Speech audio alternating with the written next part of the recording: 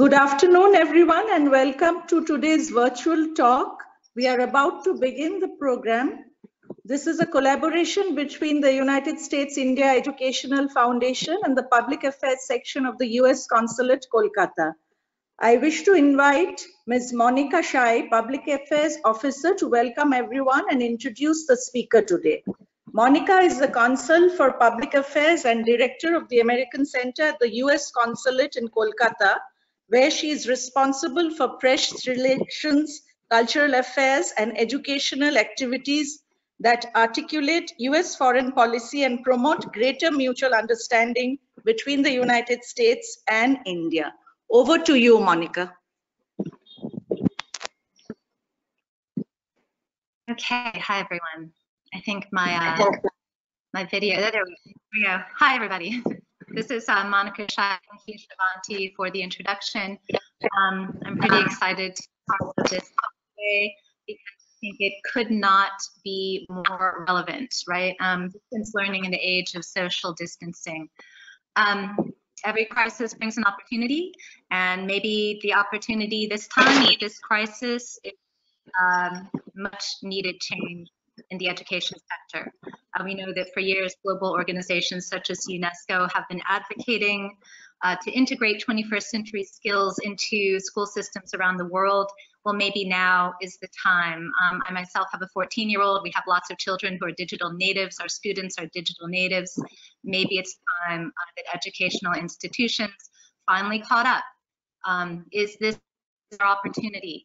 So I'm very excited to welcome and introduce Mousumi Mukherjee, who is our speaker today, who will take on this topic for us. Professor Mukherjee is the Deputy Director and Assistant Professor of International Institute for Higher Education Research and Capacity Building for the O.P. Jindal Global University, where she is the founding Executive Director of the Center for Comparative and Global Education. Professor Mukherjee holds a PhD from the University of Melbourne. She is also a distinguished alumna of the University of Illinois Urbana-Champaign, Loyola University in Chicago, and Calcutta University right here. She has 20 years teaching, research, and administrative experience in the higher education sectors in India, the United States, Australia, and Saudi Arabia. She has done consulting work for UNESCO, for the Higher Education Strategy Associates in Toronto, and for the Australia-India Institute in Melbourne. In recent years, she has worked on a project developing a handbook for upper primary school teachers on global citizenship education. She is also a Fulbright Scholar, and she considers herself a global citizen who is passionate about education, social change, and sustainable development. I look forward to hearing from you. Over to you, Dr. Mukherjee.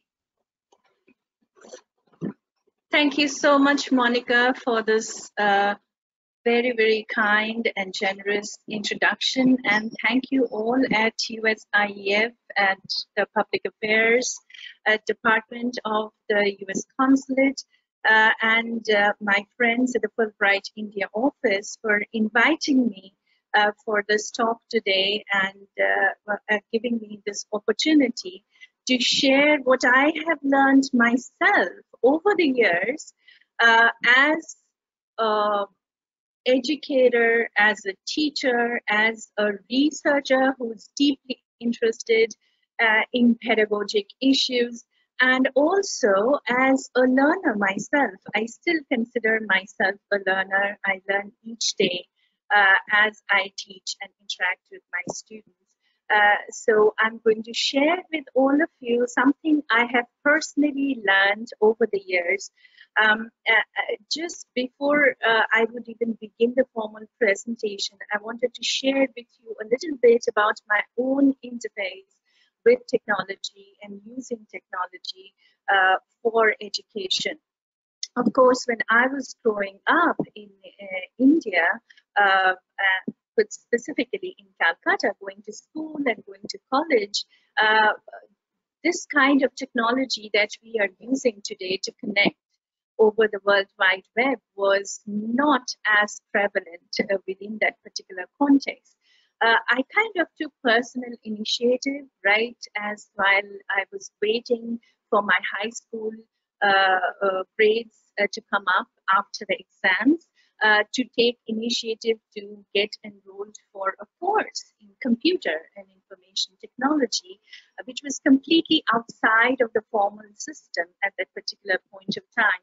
But that experience, as I was waiting for my +2 board exam results, really was my first step walking with technology and education.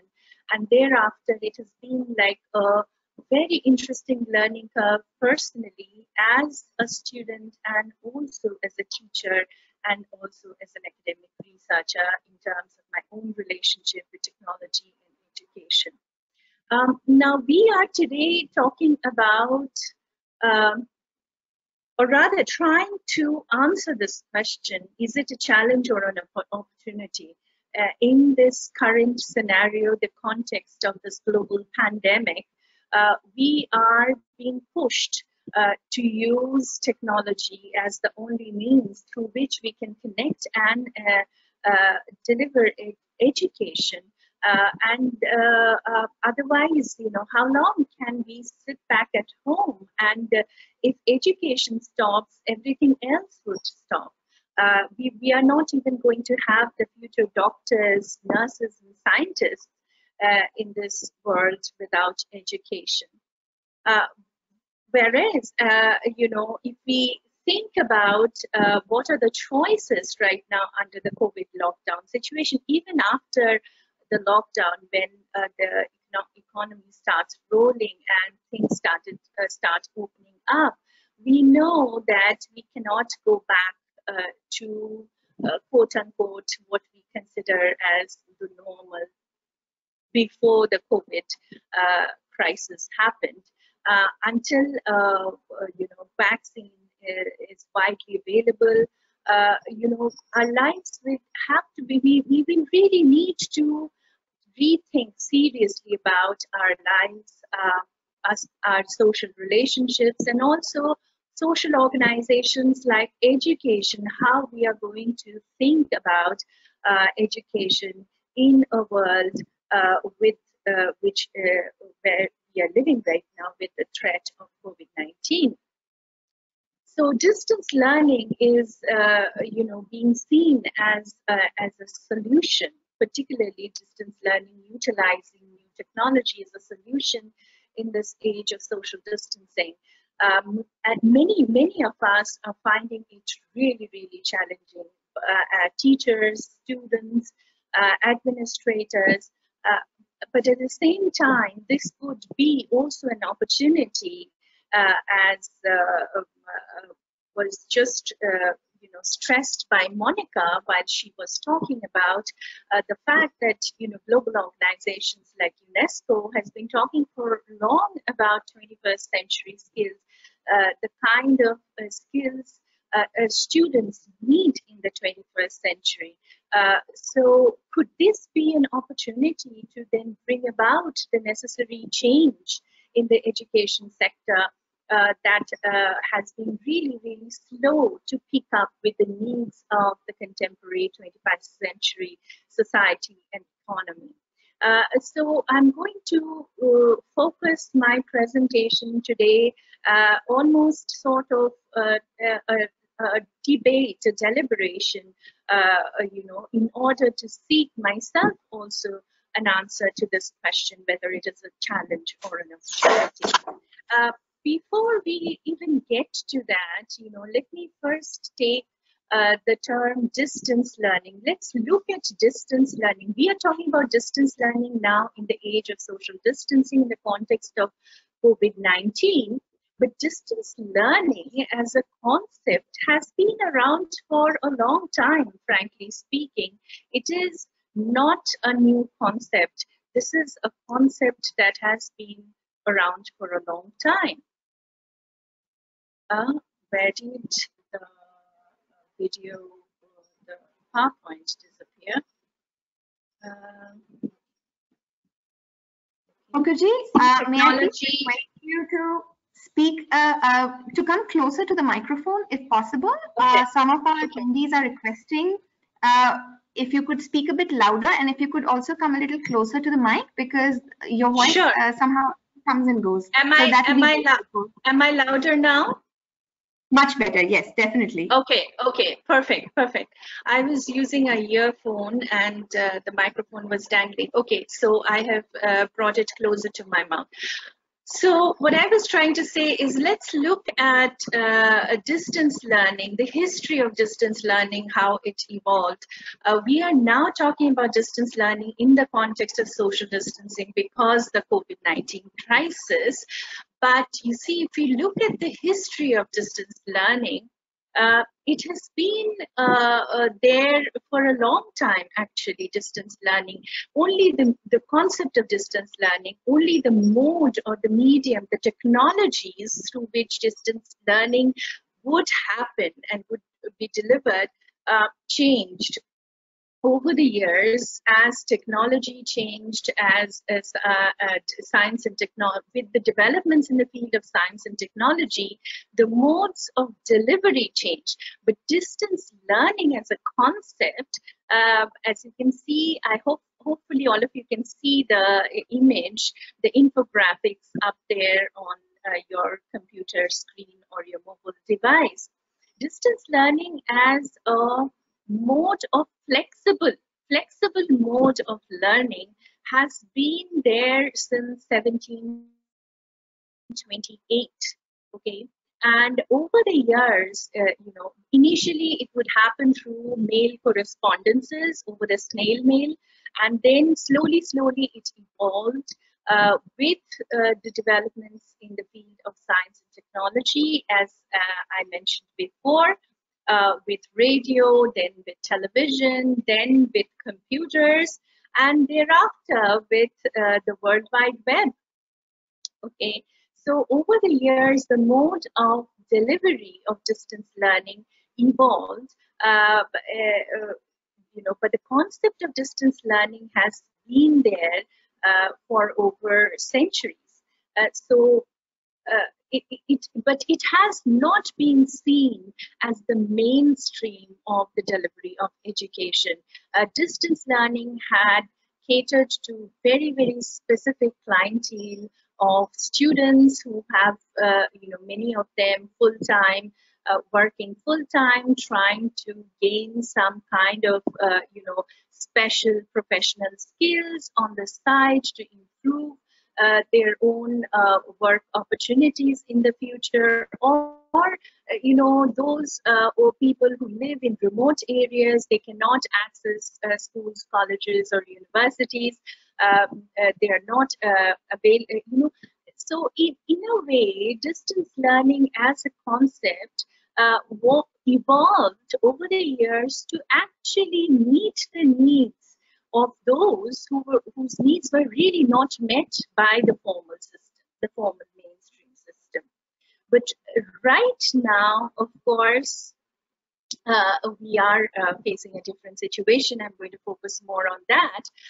But let's look at the benefits of distance learning. Of course, flexibility has been a major benefit with regards to distance learning, and as many scholars, they say that it's, learning can be literally ubiquitous. The resources are available from anywhere at any time, and it's totally up to the learner how to access this material, how when to learn and how to learn. So very much it gives the learner a lot of independence, to be a self-directed learner. So learning can be self-directed, and in some cases, students can also set their own hours of learning. So the entire concept revolves around this notion of flexibility. And also learning can be personalized and adaptive. So courses can match student need and interest, and this is integrally also connected to historically the way distance learning evolved, you see, in terms of catering to specific needs of students with regards to whether it is learning shorthand or learning some other specific professional skills. And also access, learning can be accessible for students living in remote and, those who belong to really technically speaking underserved communities in any part of the world. So the distance education as a global movement, of course, kind of evolved 1980s onwards, and early in the early 1990s, there was also a SAARC consortium. If we talk about this region, the South Asian region, where we are located geographically right now, though on the World Wide Web, I can see, and I'm sure there are many of you who are joining maybe from different parts of the world. But the SAARC consortium was also, for open and distance learning, was created during the 10th SAARC summit in the early 1990s, and they talked about, utilize really further expanding distance education in this particular region. For learner mobility, for credit transfer and recognition, and also ICT compatibility and connectivity, how the new technologies could be, because open universities and open mode of learning had already started sometime mid-80s in this region, including in India. But there have been a lot of deliberation within the SAARC consortium on open and distance learning with regards to further developing the modes of delivery, utilizing new technology, development of databases, promoting old form of distance learning in the region, older form of, through radio, through television, and academic programs. To create academic programs for accreditation and recognition by member institutions and states, and also with a focus on sustainable development, capacity building, innovations in teacher education to achieve the Millennium Development Goals. And this was before the UN Declaration, of course, of the Sustainable Development Goals in 2015. So they were talking about issues related to sustainable development, capacity building, and all these things in the context, of course, of the MDGs that were shaping up at the time, and also creation of a resource center of all these member.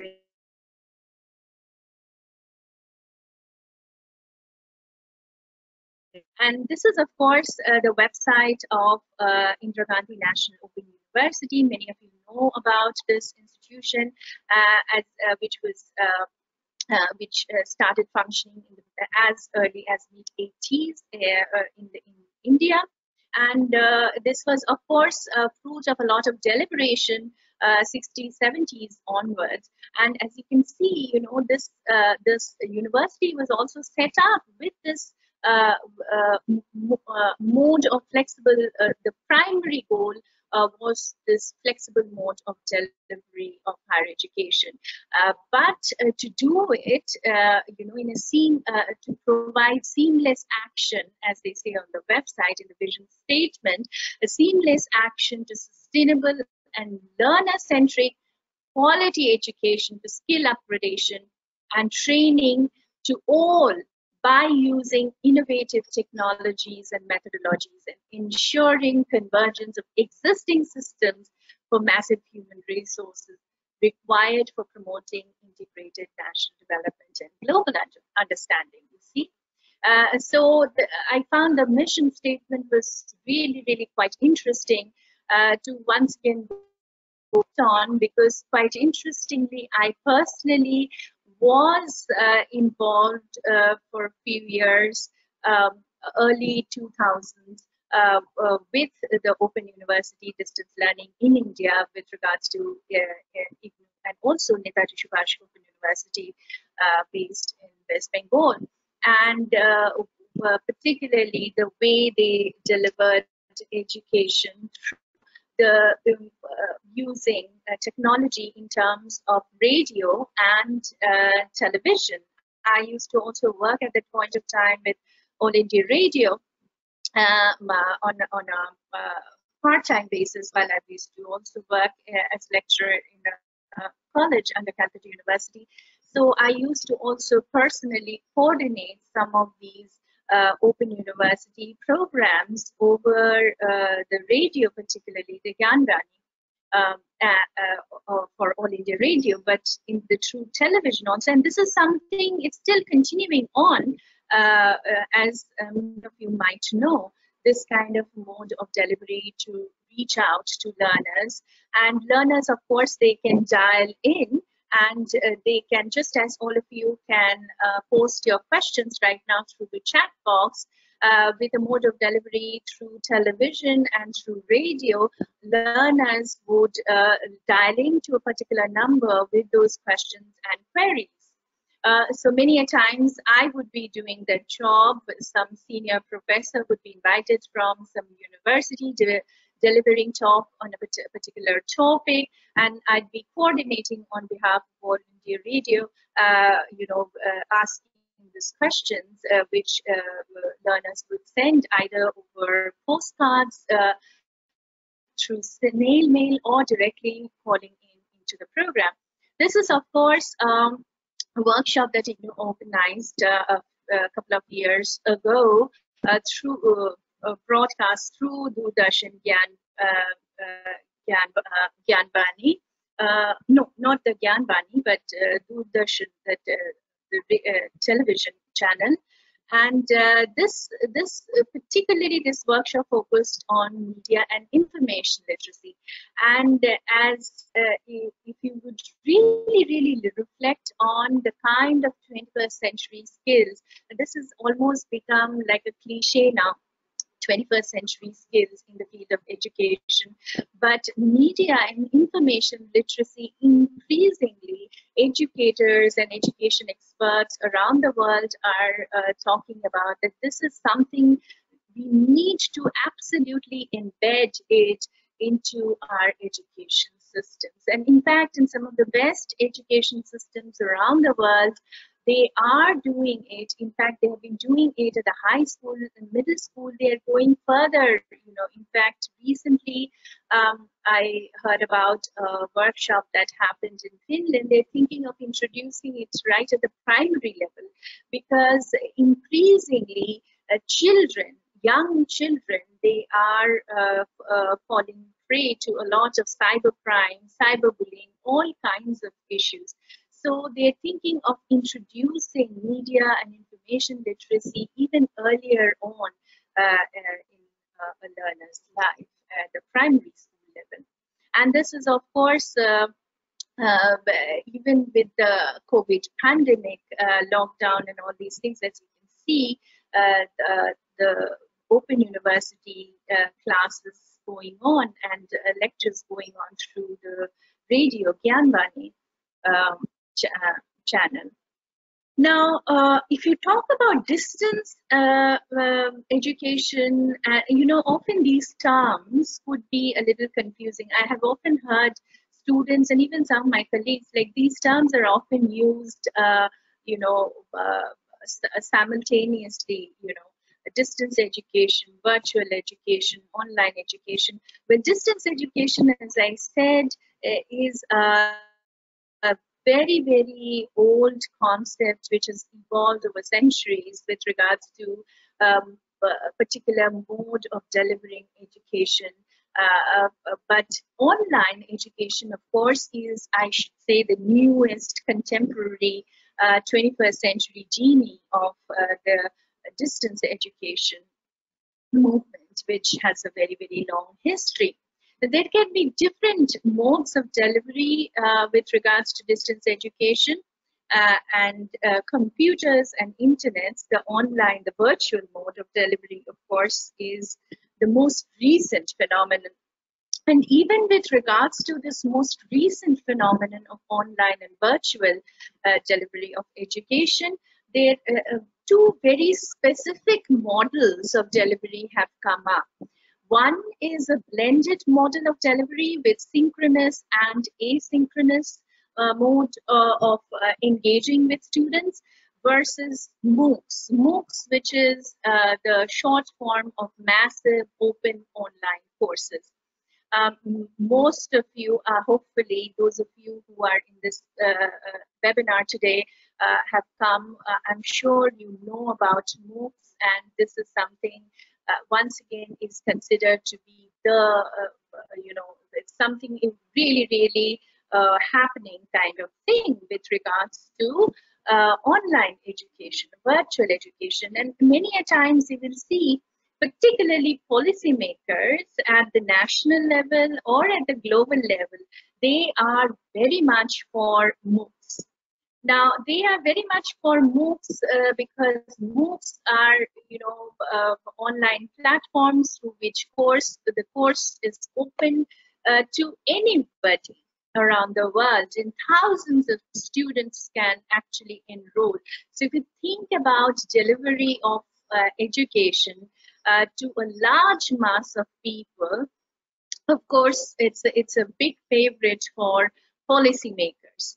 Whereas the blended model of delivery insists that it's not just important to deliver the content of education, course content, and also the assignments through a distance mode, whether you do it in the old style correspondence way or through radio and television or specific learning centers set up in different places, or you do it virtually using the World Wide Web. It's also important in the blended model to have a synchronous session, not just asynchronous delivery of the course content and assignment, but also have a synchronous element. Now, the synchronous element is what we are actually right now having through this webinar, not a real face-to-face session, but some kind, even on the virtual platform, some kind of a session where the learners and the instructor or the teacher comes face-to-face. Now, distance learning, as I already shared with all of you, the concept of distance learning is integrally connected with the concept of, flexible mode of delivering education. So flexibility is a key component of distance learning.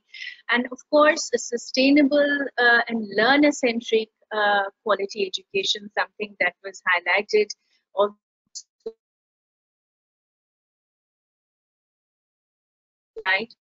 and skill upgradation training, and there needs to be this component of skill upgradation and training. Distance education, whether we are doing it in utilizing previous centuries mode of delivery or the contemporary 21st century mode of delivery, in order to do the delivery of distance education, certain level of skill upgradation and training is required. It was required even in the previous century for those who sought to deliver education through distance mode, utilizing the technologies which were the most advanced technology during those times. Okay, so skill upgradation and training is of course really important. And also, whatever innovative technologies and methodologies are available during that particular time when the education is delivered through distance learning, this is what, when people started delivering, back in 1700s, delivering distance education, a postal service, to be able to deliver letters, that itself was the most innovative technology during those times. Writing letters was at one point of time in history was the most innovative technology and methodology. And people who sought to deliver education in the distance mode, they had to utilize the innovative technologies and methodologies of those times. And also convergence of existing systems for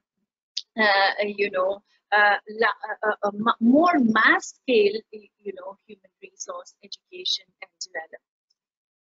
So, but what is the basic difference between MOOCs, which really can provide the most, in blended learning, of course, you cannot have beyond a certain number of students, just like you cannot manage beyond a certain number of students in real face-to-face classroom on campus, whether in a school or a university or college, if you are seeking to deliver education utilizing a blended mode of distance education delivery, you have to find at least once a week or every alternate week some point of time where you actually meet with the students, you know, on utilizing some kind of a synchronous platform. And you cannot have thousands of students for that. At one point, I personally taught a blended learning online course while I was back in the US, and this was the biggest class that I taught in online mode. But I was not alone teaching that class, and this is a course which I taught as a co-instructor with 4 of my other graduate school colleagues, and also Professor Nick Barbiles at University of Illinois. Over 200 students. So the entire online class would be further divided into small classrooms with each one of us as an instructor to be able to deliver the course. So if you're using a blended learning model, it cannot take more than a certain number of students per teacher. Otherwise, you cannot have that interaction component that is associated with blended learning. Whereas MOOCs, you know, most the lectures, they're all pre-recorded and they're up there on the online platform, whatever platform that is used. All the course contents are there, all the assignments, everything is there. There is no real-time face-to-face interaction between the instructor and the learners. But you know what research is telling us, the success rate of MOOCs, though MOOCs is the most favorite, particularly with regards to policymakers, the success rate of MOOCs in terms of student engagement varies somewhere between 15 to max, you know, in few cases 20%. Even when the MOOCs has been delivered by some of the top scholars and professors around the world from some of the top universities, that's the level of engagement. And that's what research on MOOCs is telling us. Whereas in comparison to MOOCs, a blended approach of synchronous and asynchronous delivery of online and distance education comparatively yields better learning outcome. If you think about student engagement and what the students are actually learning from it.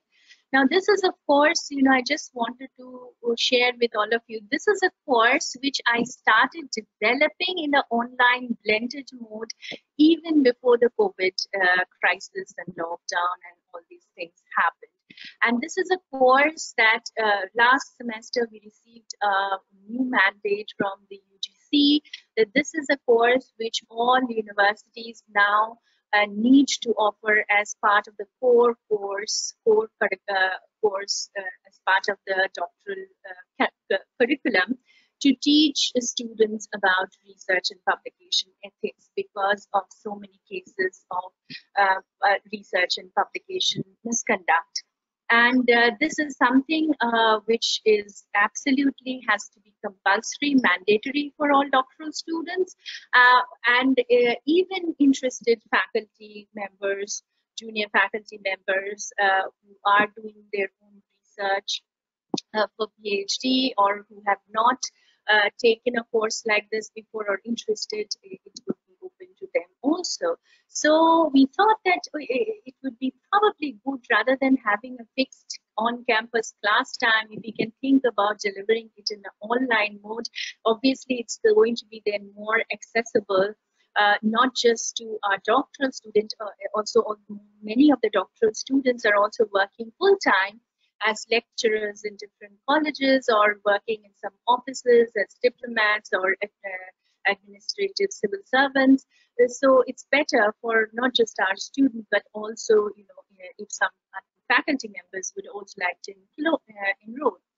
So we thought about this and we started designing the course even before this lockdown situation happened. So I wanted to flag this because to let you know that in order to deliver something like this, it is time consuming, and the preparation for this has gone on much before the COVID situation and lockdown situation happened. Now, this is, of course, there are many online platforms are now available. Some are open source, some are subscription based. This is a wonderful open source based platform which is connected to my very university, home university's e-learning portal, which is connected to our university library. And I started developing the modules and the contents and all these things much prior to the lockdown thing, that is the entire course manual. But of course, later on, with assistance from our library staff and some other faculty members who are working with me as assistants, I was able to actually develop all the modules and everything online. And as you can see over here, through this portal, you can deliver, not just the course readings to your students as weekly readings. Also, you can administer short quizzes. You can create discussion forums where students, just like nowadays, social media platforms are very popular among young people, and they like to communicate with each other through social media platforms. So students can log into the system at their own convenience, and you talk about, give them a particular theme and topic, and they can literally engage with each other in a dialogue utilizing the online forums that you can create within this system. Now, this is, of course, the face-to-face synchronous class session, similar to the kind of session that I'm having with all of you right now, where the students can see me face-to-face. If necessary, the students can turn on their video. I can also see them, and they can also chat with me utilizing the chat box. Okay, so I am not like somebody who's absolutely invisible, somebody the students don't know, somebody the students who can't interact and communicate with except for some emails or chat. So there's a big difference between the delivery of distance education as MOOCs or the delivery of distance education as a blended mode of delivery. So, but in the current context, as I'm reading a lot of the discussion that is coming up in the media platforms, and also over the radio, over the television, and also the newspapers, magazines, increasingly, particularly in the context of the COVID lockdown, a lot of faculty, even senior administrators, they're really seriously considered about the issue of digital divide. Not just in India, I'm following, the news portals and discussions and debates that's going on even in the United States of America, even in a place like Australia, in the Middle East, everywhere people are concerned about the issue of digital divide. With the switch to distance mode of delivery of education. According to the UNESCO statistics, over 1.5 billion students around the world and across different sectors, from school to the higher education sector, they're literally forced to be out of school because of lockdowns related to COVID-19. So people are really seriously concerned, academics, administrators, education experts, and though the solution to this issue is seen as distance mode of delivery, most people are saying online education because that's the technology that is most prevalent, and people, the moment they think about distance learning, they think only about online education. But many experts are saying that, in many contexts where online mode of education might not be as accessible because the digital divide, why can't we still continue to deliver education utilizing the technology of the previous century, which anyway open universities like IGNOU or even the National Open School in iOS, they have been already doing it for a long time. Okay, why can't we still scale it up, try to scale it up, and because education cannot halt. This is going to have really, really serious implications in the future in terms of trained, educated professionals that the society and the economy is going to need. The solution to the issue of digital inclusion,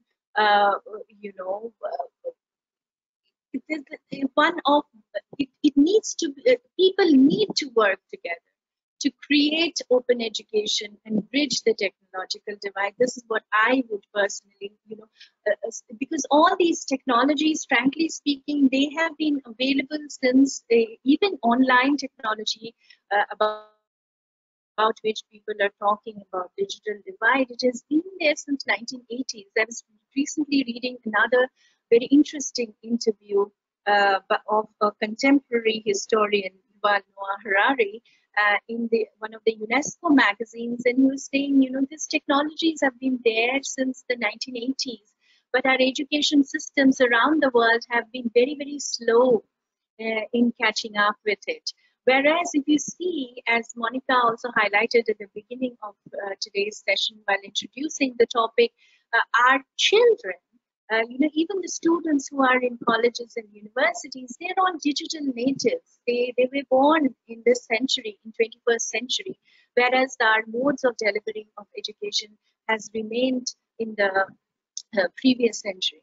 So we need to work together to solve this inequality, and this is something probably also needs to happen institutionally and also nationally.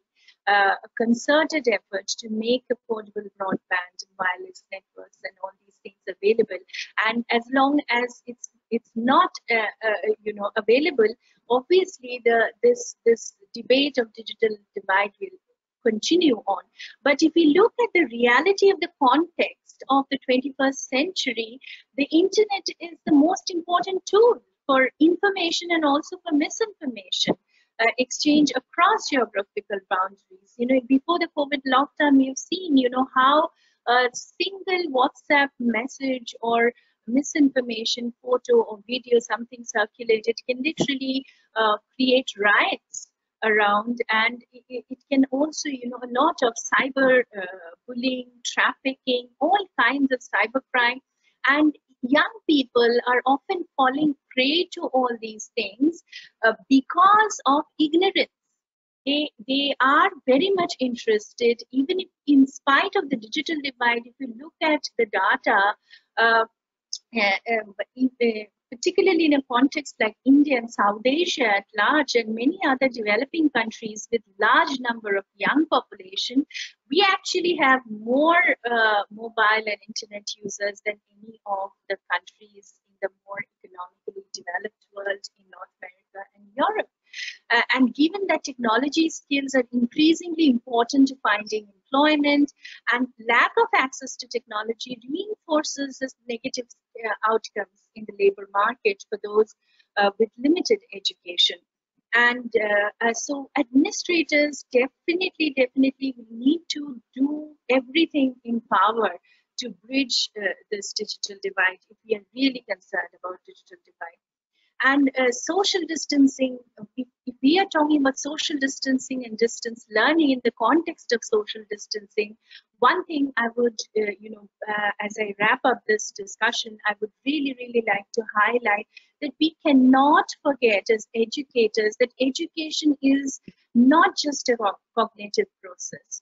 It's both a cognitive and a social process. In fact, this is what I tell all my colleagues who keep wondering why, it's the success rate of some of even the best MOOCs, the engagement rate is just 15, as low as 15%. I can see as an educator, as a pedagogue myself, the big component that is missing in MOOCs is the social component, the live synchronous component of delivery of education, because education is intrinsically, it's a relational, it's a social process, and also it's also important to honor and acknowledge the diverse learning needs of students and creating an inclusive learning environment, whether it is in an on-campus classroom or in an online space. I think that's really, really important, and to be mindful of the students' readiness to learn. You know, there's a concept which has become in recent years very much more so with regards to school education, very much in vogue in the research literature, called school readiness. It's not just enough to put children into schools, but are they really ready to learn?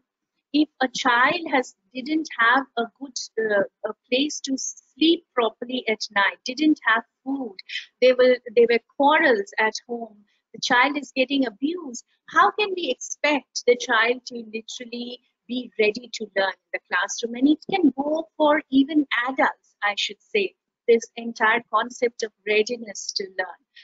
So if we can focus on these aspects and focus on the students' learning outcome rather than focusing on syllabus, particularly in this particular context that we work, everybody is so concerned about syllabus and just the delivery of the content, finishing the syllabus. You know, often they forget what the students are really learning.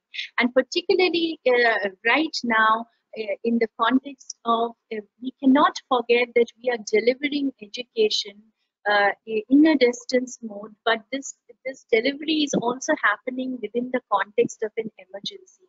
There are a lot of stress factors in the lives of both the students and the teachers, and also the families within which the students are embedded. If we can acknowledge and honor these facts while we are seeking to design and deliver very quickly education through a distance mode, whether we utilize 21st century online technology, advanced technology, or we utilize the technologies of the previous century. We need to question, what does it really mean to deliver education in the context of an existential crisis right now that we are all facing? Okay, so what kind of skills, what kind of even resilience and coping skills we can make our students, and not just the specific content in the syllabus. So we'll have to think creatively about how we can deliver our education. I can look at I'm looking at the clock up there in front of me. It's almost, I think I am a little over time. I'm going to wrap up this discussion with this quote from Rabindranath Tagore, the first Nobel laureate, European Nobel laureate from Asia and also from India, that the highest education is that which does not merely give us information but makes our life in harmony with all existence. And when this all existence, in terms of our own existence as humans in this world, when it's under such a existential crisis, how can we really, really deliver education to our future citizens, to make this world a much better place? Frankly speaking, our generation, we have really messed it up in big time, I should say. One of the big reasons we are facing this COVID-19 crisis right now. But we'll have to think about continuing education through distance learning mode. Even when campuses reopen, we'll have to think about blended mode maybe of delivering partly on campus and partly through distance learning mode. As situations are unfolding around the world, we'll see how educational institutions are eventually going to really start delivering. But there's no doubt about the fact that delivering through distance mode, utilizing 21st century technology, is really, really going to eventually empower our own students and their future and the future of this planet. I would really now appreciate questions from all of you, and would really love to engage in a dialogue. Over to you. Thank you so much, Dr. Mukherjee. So I'm just going to read out a few questions. Now we are getting some very interesting questions, and some of these questions are similar. So I will be clubbing the questions that are similar in nature, because we do have to be mindful of time as well. I do encourage everybody to post your questions in the questions pane, and please make sure you're typing the complete question. If there is a specific slide that you're referring to, please mention that, so that it's easy for all of us to understand what you are referring to.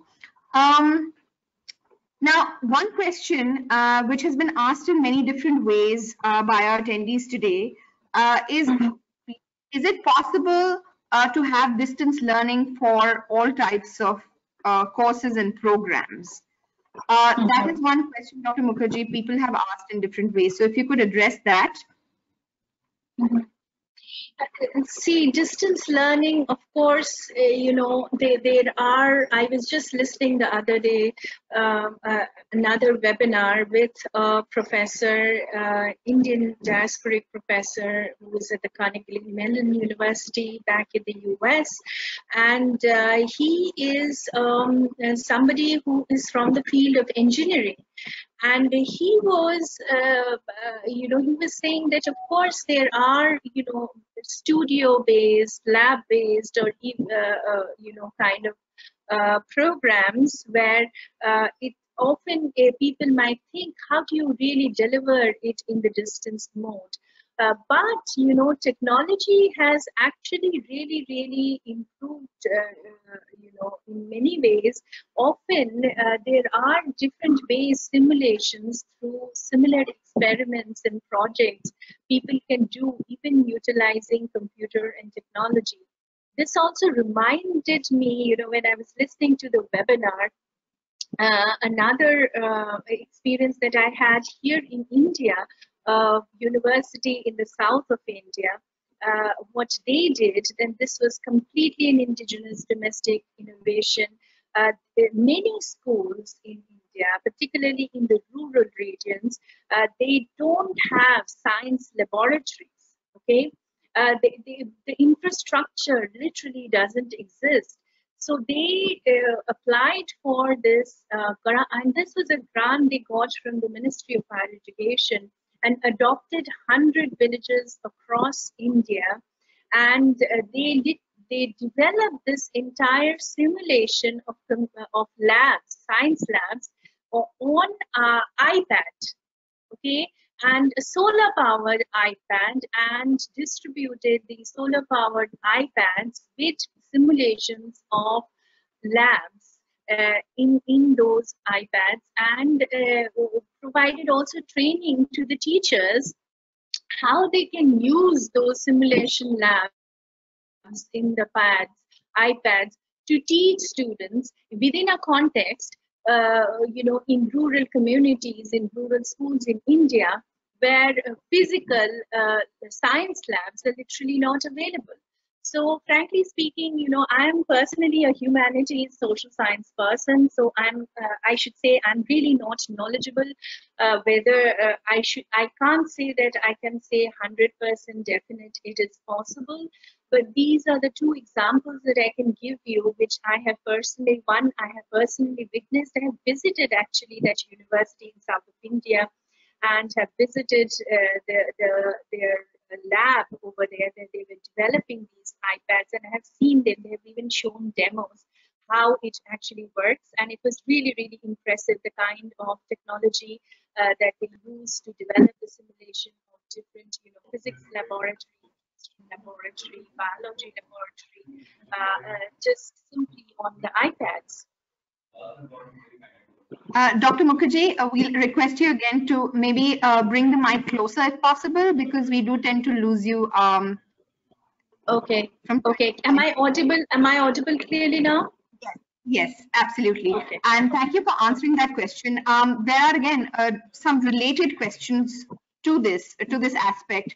And it's a two-pronged question. You know, people are asking about the digital gap. You know, and there are two aspects to the digital gap. One is, of course, how do people access this in areas where technology may not be readily available, where people may not necessarily have access to laptops, internet, or cell phones, you know, to attend virtual classes. And the other aspect of the digital gap is also the outcomes that students have in these online courses. Some attendees are speaking of not being able to focus the same way they're able to focus in a regular classroom. So could you also address these two aspects of the digital divide? Sure. See, of course, you know, online teaching and learning is a completely very different kind of thing altogether in many ways, frankly speaking. And if you think about online teaching and learning, the way it is happening, the way it is being delivered in many schools and colleges right now under the COVID crisis, I think one thing, and this is something I really tried to highlight in my presentation. I don't know how many of you really probably took note of it or not. We cannot forget the context within which we are delivering online. Frankly speaking, if you look at even the research literature on, you know, and if you even think about the way distance education evolved, distance education evolved catering to specific professional needs of people outside of the mainstream education system. And now we are trying to bring it to the mainstream within a context of crisis, within a context of emergency. So we need to think about everything, you know, very, very seriously. Curriculum, pedagogy, learning, assessment, everything from a very, very different, if we try to, you know, deliver exactly in the same way, the same content and the same kind of pedagogic style and the same kind of, you know, outcomes in terms of learning and assessment, the way we would be otherwise doing on campus in the online mode, obviously, you know, that is really, really not going to work. Students will find it very, very difficult. First of all, teachers will find it very difficult to deliver it, and students will also find it very difficult to actually, you know, put their minds into it.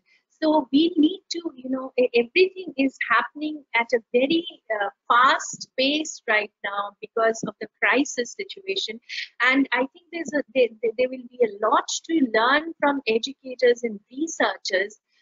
You know, there is huge amount of research literature on emergency education, crisis and emergency education.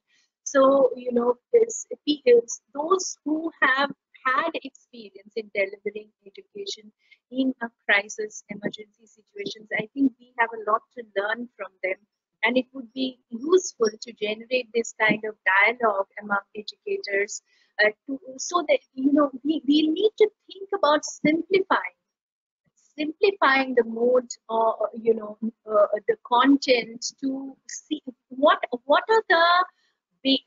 the bare outcome, you know, and this is where I think thinking about the learning outcome is very important. What are the basic learning outcomes as a teacher you are seeking to achieve out of this particular course? As a student, what outcome we are actually, is it just a grade, you know, how much you are scoring in the exam? No, of course. Or if you focus more on your learning, what exactly are you learning and how you are learning? I think that is going to, and that how component also is important. We cannot forget the fact that even if we are delivering education in a distance mode, we need to create that social component of teaching and learning, you know, through by giving opportunity for students to communicate with each other, even while they're learning, to have discussions and debates on topics, even online. I have even observed some of my friends and colleagues who, even before the COVID crisis and lockdown, who have been using Facebook groups or WhatsApp groups to communicate and engage with their students in dialogues, different kinds of dialogues and debates. And some of the best educators that I have seen, both outside of India and within India, they do it as a regular practice, even without a crisis situation like this. So I think the challenge where many of the students are facing and also teachers are facing is when the teacher under pressure is really trying to deliver the syllabus that they would be delivering on campus, utilizing this distance mode, and the students are also feeling crushed under the pressure to really master that entire content of heavy weight of the syllabus to take the exam online. I think that's where the problem is of this, my understanding. Thank you, Dr. Mukherjee. More questions coming in. We actually have quite a lot of questions coming in. May I request everybody to maybe stay back for another 10 minutes? Can we extend the session for another 10 minutes so that we are able to take a few more questions? It's okay from my side. Okay, great. So the next question, or the next set of questions that I'm going to club, again, this is regarding the success rate of MOOC courses and whether they are successful or they have the same success rate in different countries. Another related question on MOOCs is most of the university websites, if you look at the MOOC courses offered by them, the end semester exams are in MCQ mode, and attendees are wondering if this applies or this will suffice, for UG, PG, and research level courses where students may have to actually put in a little more effort in their evaluation to showcase their skill level. Of course, as I said, so far as the research literature is telling us, in terms of student engagement, in fact, there have been some really, really good success stories. There's a recent study that came up in the Journal of Sustainability in Education. One of our own faculty from my university was involved in this project. It was a longitudinal project which was done in collaboration with a couple of academics back in the UK. And data was gathered through this MOOCs course that they have been delivering, and the longitudinal study was done for a period of 3 years or 4 years, I think. And what they are finding is that, as I said, they were like over almost 6,000 students, 5,000 something students enrolled in that one course. Okay, but out of that, what they found is only 15% of students actually were engaged with the content of the course. And in fact, they engaged, but what they found is that those 15% students who were engaged with the course content and also, the kind of learning outcomes they outlined as part of the course, some of them really, really got very, very engaged, and they really came up with real sustainability-oriented startup projects as outcome or learning outcome of that particular course. So something really concrete they did on the ground, as a learning outcome, which taking out of the course. So this is happened with regards to other MOOCs courses also. But of course, as I said, with regards to regular academic, university courses for a degree program, in most of the degree programs that I know, that the good degree programs at the master's level or the doctoral level, MOOCs are more successful,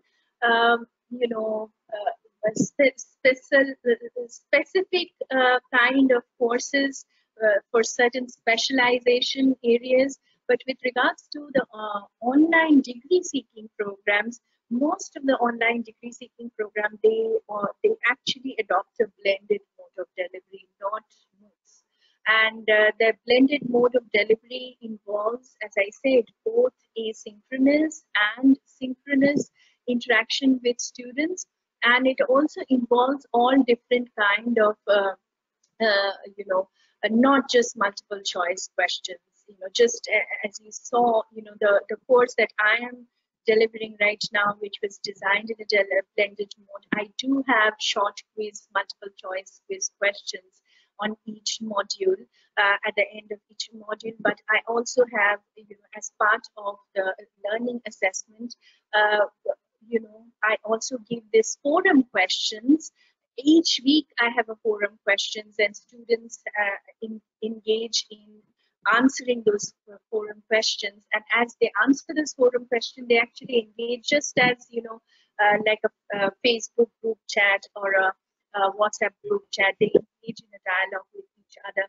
And also I provide them, rather than giving an essay kind of answer to write, I provide them case studies or scenarios, and then ask them questions on those case studies and scenarios to see whether they are able to apply the knowledge about the concepts that they have gained through the course in answering those questions. So most of the master's, doctoral level or degree program courses that I know of, the good ones, that are delivered in an online mode, they follow this kind of assessment of learning, not just multiple choice question answers, frankly speaking. And that works only for a certain kind of MOOCs, specialized courses, but that cannot be part of a degree program. So, Dr. Mukherjee, we in fact do have a question on blended learning. You've spoken about it just now as well. Is that something that you would then recommend? And what would your specific suggestion be for school children, especially for life skills training? That's a really good question, and I'm glad that you brought up the issue of school children. Frankly speaking, I just had a chat with a friend of mine who's teaching in an IB school in south of India, and I got really, really scared of what she had to tell me, the pressure under which she's working as a teacher in the school, and the pressure under which the children are sitting for long hours staring in front of the computer. In fact, they are having longer class hours because of the distance mode of delivery through computers.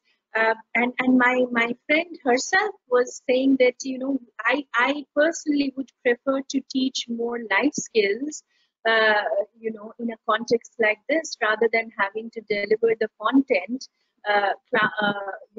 sitting longer hours on computer. It's also so bad for if you think about the physiological health of a child to sit for such long hours in front of the computer. But unfortunately, that is happening. I don't know about other contexts, other countries, what's happening. But with regards to India, that's what I'm observing in many places, that the feedback that I'm getting from school. And often the school teachers and administrators, I also understand, are under pressure from parents. I think there needs to be a level of awareness raising in the Indian context, I guess, by and large, South Asian context among parents with regards to,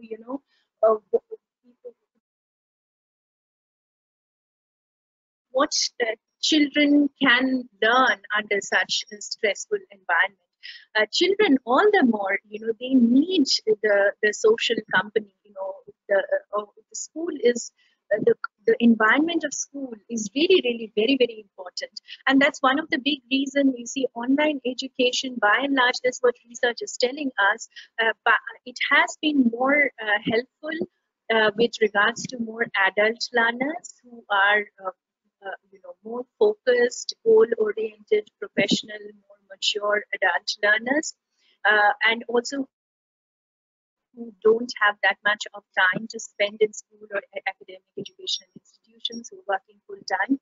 But it's important to incorporate technology as a tool in the teaching and learning process to upgrade the skills of teachers and also to empower the students and the children as citizens of the 21st century. Technology, media, and anything related to information and media literacy is extremely important, but that doesn't mean that technology and media, access to technology and media to be used the way it's being used, as I understand right now. I think it would be very, very important to learning to use technology itself is a very, very important life skill that everybody needs to gain in the 21st century. Teachers, parents, students, and also, how the students themselves can use technology as a learning tool rather than falling a prey to cyberbullying or cybercrime and all these things. There is a lot to teach the students. There's an institute based in Singapore right now called DQ Institute. They've been doing actually a lot of work, particularly with school students, and they've developed this entire concept of digital quotient. When we were growing up, we only knew about IQ. Slowly, social and emotional learning, all these things, EQ, all these things became very prevalent. But DK, the experts at DQ Institute are talking about digital quotient, that it's very, very important to teach children in the 21st century about digital citizenship.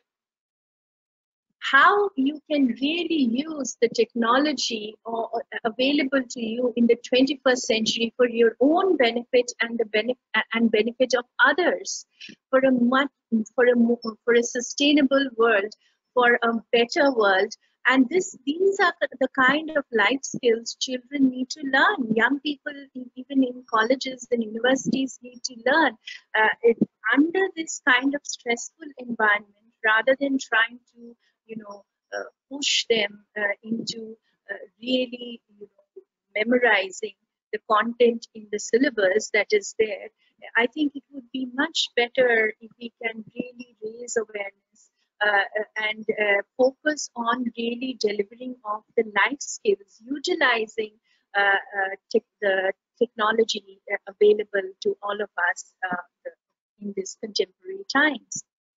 I hope that was I don't know whether that answer was satisfactory or not, but if you would ask a question about life skill, I think that's an important life skill. And also, since children are at home, parents can also get children involved in housework, to learn the kind of life skills. Many a times children, particularly in Indian homes, they grow up without learning basic life skills with regards to taking care of themselves, taking care of others, because all the time we are there to take care of them. So these kind of life skills, and also with regards to technology, I think would be very, very, very, very helpful during this time. Thank you, Dr. Mukherjee. We still do have a lot of questions, but we are out of time. Anybody who wants to have their questions answered can always write in to the USIEF Kolkata Center, and they can get in touch with Dr. Mukherjee for responses. I will now invite our Deputy Director, Dr. Diya Dutt, to give the closing remarks. Thank you, Bhavna. So Dr. Mukherjee, thank you so much for your very thought-provoking talk. In this current crisis, the delivery of education through online mode has ensured to a certain extent uninterrupted delivery of education in school and colleges. However, we need to exercise a great degree of caution in eulogizing this new mode of learning, the online mode of learning, which has become a fashion and which is being talked a lot about in newspapers and journals and different articles. As an organization that administers the Fulbright program, the online education does, compromise on the immersive experience that results when people come together from different cultures, come together to study. So we hope that this existential crisis, is resolved soon, and we are able to go back to the olden times. So thank you so much, Dr. Mukherjee, and also the attendees. I would like to thank them for the patience. Your response has been outstanding. Also want to thank the Public Affairs Office for disseminating this information, and thank you to all my colleagues. Thank you. Thank you all, and have a very good evening. Thanks everyone for joining us. Bye-bye.